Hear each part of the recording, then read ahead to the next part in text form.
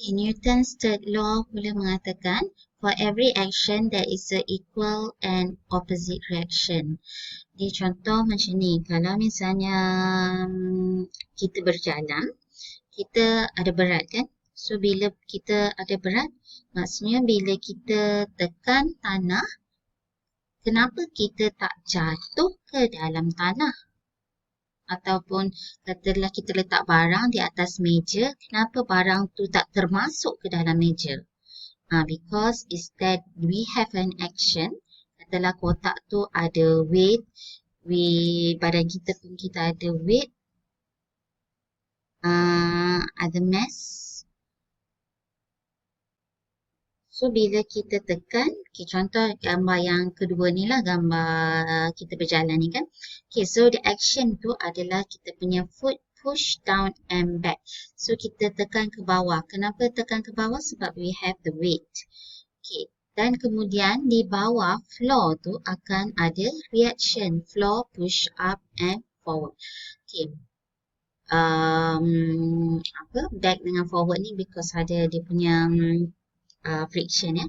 Okay, tapi kita just tengok atas dengan bawah je lah, senang dulu ya. Okay, bila kita tekan ke bawah, so floor tu pun dia ada reaction, ada force yang ke atas. Jadi dia menghalang daripada kaki kita termasuklah ke dalam tanah. So kalau misalnya barang tu, barang atas meja, so tak adalah dia letak atas meja, dia termasuk dalam meja ataupun meja tu melengkung ke apa. Tidak ya. Jadi sebab dia ada equal dan juga dia mesti sama lah yang menolak dia. Barang tu tak adalah menyebabkan meja tu melengkung. Okay, bila kita letak barang atas meja tu. And opposite directions. Kalau barang memang sentiasa ke arah gravity ya, dia akan menarik sebab daripada bumi tu. So memang akan sentiasa ke bawah. Dan juga reaction tu must be opposite. Contoh yang lain seperti gun ni dan juga ada seorang budak ni lah. So sebenarnya sama sajalah, dia mesti ada action and reaction which is equal and opposite. Sebelum kita pergi case by case, kita akan tengok dulu apa force-force yang terlibat. Okay, daya-daya yang terlibat. Ada yang ke atas lah. Setakat ni yang kita tahu is our weight. Kita ada weight, setiap objek tu ada weight dan dia akan menarik ke bawah. Okay, so kita tengok force yang lain. Okay, we have the gravitational force. Okay, inilah yang ni mana objek that we have mg dan kedudukan dia sentiasa ke bawah ya. Dia punya force ni sentiasa ke bawah. Sentiasa ke bawah. Okay, nilai dia adalah 9.81. Okay, yang kedua is normal force. Okay, normal force is defined as the reaction force that exerted by the surface and the direction is always perpendicular to the surface. So, surface ni boleh berada dalam keadaan horizontal ataupun vertical. Okay, kalau misalnya dia horizontal, okay, katakan this is the object. Yang ni lah. Okay, we have the object mg ke bawah and akan jadi ke atas. Okay, so the action and reaction. Kalau misalnya katalah ini satu box, okay, dekat atas surface table ke contoh. Okay, so dia tak akan melengkung sebab dia adalah opposite and equal. Mesti equal lah, sama. Okay, so how we represent N? Normal force, kadang-kadang N or maybe some books guna R. Dan saya pun dalam kelas kadang-kadang R, kadang-kadang N. Okay, ataupun boleh juga force R with a small r macam ni. So tak kisahlah. Okay, so N mesti sama dengan mg because of the Newton's law. Okay, kemudian if let's say we have an inclined plane. Plane tu sengit macam ni. So kena still remember N ni mesti perpendicular with the surface. Ini mesti 90 degrees perpendicular with the surface. So 9 would be Newton will be heat.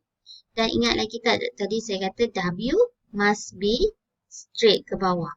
So W ni memang akan straight ke bawah. Tak kisahlah dia punya surface tu macam mana. Sengit ataupun horizontal. Dia mesti sentiasa ke bawah. So bila sentiasa ke bawah, then maksud dia you ada dia punya force ni you kena kira lah WX dengan WY dia. Okay. So kalau misalnya yang atas ni tadi W adalah sama dengan mg. Macam betul-betul dekat kalau kita katakan dekat paksi XY, dia punya force tu mesti dekat atas paksi Y lah. Okay, kalau misalnya katalah this one, untuk case inclined plane, sama juga, you will have like, say, if you have paksi X and Y, okay, you punya ni, dia jadi sengit macam ni lah. This is paksi X, this is paksi Y. Yang ni, 90. So, maksudnya, if let's say you transfer back kat sini, mg akan jadi kat sini lah. Nampak tak mg kat sini? Sini dia dekat first, second, third, fourth quadrant. Dia dekat fourth quadrant. So, you sengitkan dia punya gambar. If let's say permukaan dia sengit, then meja tu, surface tu incline, then you jadi incline lah. Sebab tu bila kat sini, remember macam mana nak cari force ni adalah mg cos theta ke, sin theta ke. Kena carilah. Kalau misalnya dekat contoh yang macam atas ni, so dekat paksi ni, kalau this is mg, so mg kalau dekat paksi kat bawah, maksudnya dia negatif mg kan. So, tu je lah. Kena kira lah. Kena maksudnya every case you have to draw. This one we call as a free body diagram. Okay. Gambar-gambar yang ni kita panggil sebagai free body diagram. Maksudnya in any case, free body diagram. Okay. In many case, you have to draw apa dia punya situation, apa force dia yang terlibat. And then kita kena carilah. Okay. Yang number C is frictional force. Frictional force is the force that opposes the relative motion of two surfaces in contact. The direction of force is always parallel to the surface in contact and is always perpendicular to the reaction force. Okay, so frictional force mesti parallel, lepas tu mesti perpendicular, and then must be oppose the relative motion. Tiga benda ni lah. Okay, first sekali, oppose the relative motion. Maksudnya kalau misalnya box tu bergerak ke arah kanan, dia bergerak ke arah kanan, so your friction would be opposite. Dia mesti berlawanan sebab F ni adalah geseran. Okay. Okay, yang kedua, must be parallel to the surface. Katakan surface ni horizontal macam ni, dia mesti parallel lah. Betul-betul dekat atas surface tu. Tak adalah betul-betul. Okay, here ke apa kan. Okay, and yang ketiga, must be always perpendicular to the reaction force. Sebab N mesti always 90 degrees kan.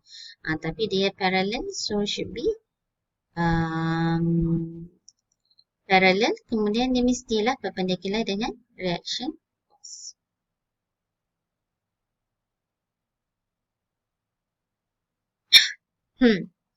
Yang ni sama je lah. Ini ditunjukkan kalau misalnya static.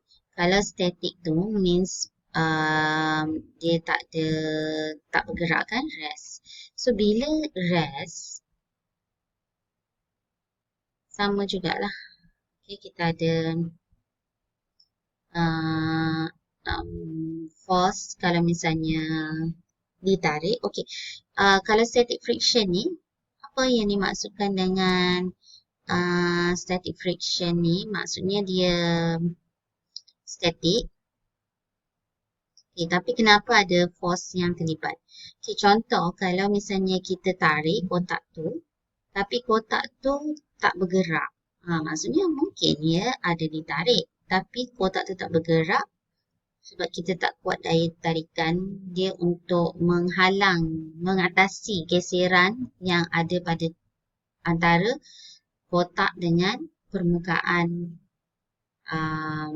lantai itulah.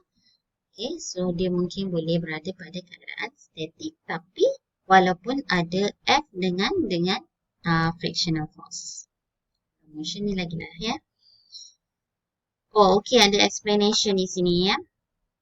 Ini untuk frictional force ni, kita akan ada satu subchapter khas untuk frictional force. So, I skip this first. Okay, nanti kita akan patah balik lah. Okay, and then for D is tensional force. Tensional force is the force which is transmitted through a string, rope or wire when it is pulled tight by force acting at each end.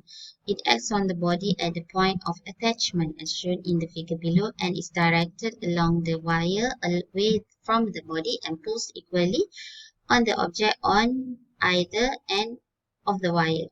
Okay, dia senang je. If let's say you nampak tali, then maksudnya kita ada tensional force. Dia mesti ada force.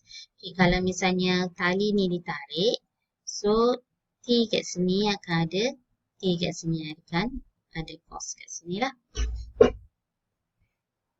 So, sama juga this one, dia akan ada kat sini, kat sini, kat sini. Force dia akan ke sini, sini, sini, sini. Okay, this is tensional force.